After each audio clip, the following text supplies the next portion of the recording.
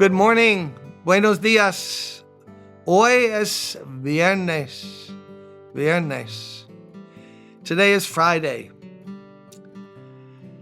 And I'm so happy that we can continue our study in the book of Romans. I trust you're enjoying this. It's slow sledding right now, isn't it? Because we're going to do a little paragraph today, but some of these passages are so rich, you got to stop and put up a tent and say, what can we learn from it? So now Paul, as we've been learning the last few days, is talking about the descending, spiraling fall of God's creation away from God. In attitude, in lack of reverence, thanksgiving, and then resulting when they put God out, turned their back on him, in resulting behavior. And then we found out that when they turned away from God, the worst kind of judgment on earth God can give it is have a go. Go at it. Go full blast. No, I'll release my restraints on you. Go. And then we sadly find out what a person sows, they reap. No peace, no joy, even while they're having their way. Isn't that something? They're having their way. You think everyone would be happy. No, they're not. You see a lot of happiness and joy on the earth? Everyone's doing their own thing. There you go. Is it doing our own thing that brings joy and peace? Or is it doing it God's way, submitting and trusting him? So now we're going to look at some of this as it descends further. God gave them over, verse 28 of chapter 1, to a depraved mind so that they do what ought not to be done. They have been filled with every kind of wickedness, evil, greed, and depravity.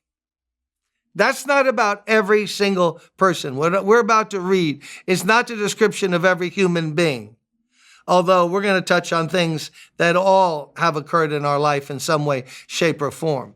But it shows what, apart from God, humankind is capable of doing. And history proves. I mean, I'm a little bit of a student of history, and I read a lot about history. And men of every country, of every color, don't give me chosen countries and special races.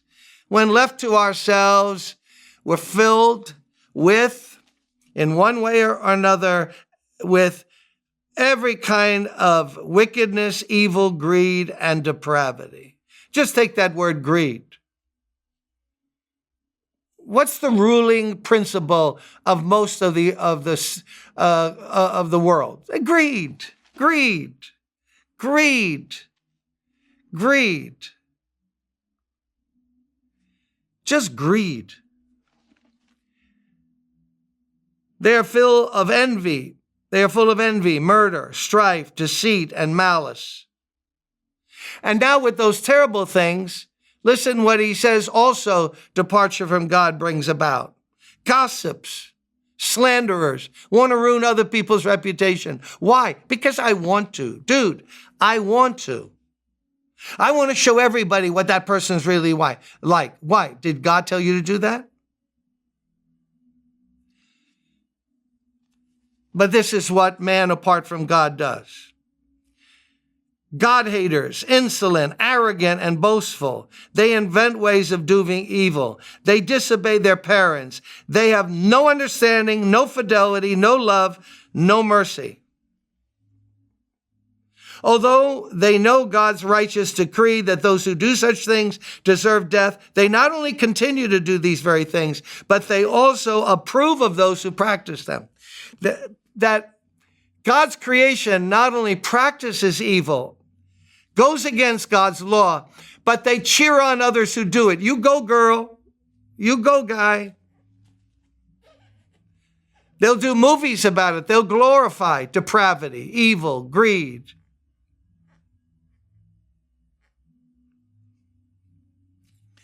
Sick world. Don't tell me it's not sick. Think of all the millions and millions and millions and millions and millions of people who have died in wars and killings of all kind, all based on the things we're talking about. Evil, greed, hate, prejudice. Just take greed. I was reading about the Arab people in Africa in the 1800s, early 1800s, 1850 to 1830, or even before that. They became slave traders, and they would gather up slaves from the black population and make money off of it, and sell the slaves and make a profit. But when some of the tribal chieftains found out they were doing that, they would fight other tribes to capture them so they could sell them to the Arab slave traders to make even more money themselves, or gain. Greed. And then, of course, the payoff of the greedy people in America who were going to use those slaves and treat them as subhuman, right? After they go to church on Sunday. Hello? And beat them and use them like a piece of property. For what? For greed.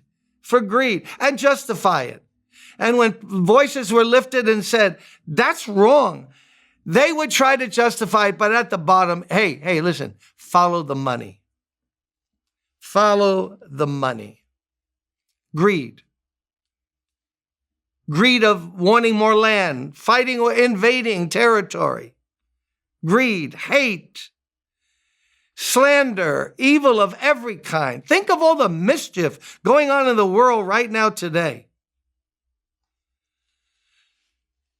So Paul says to the Gentile world, you want to know where you're at? Because we're ending chapter 1 now.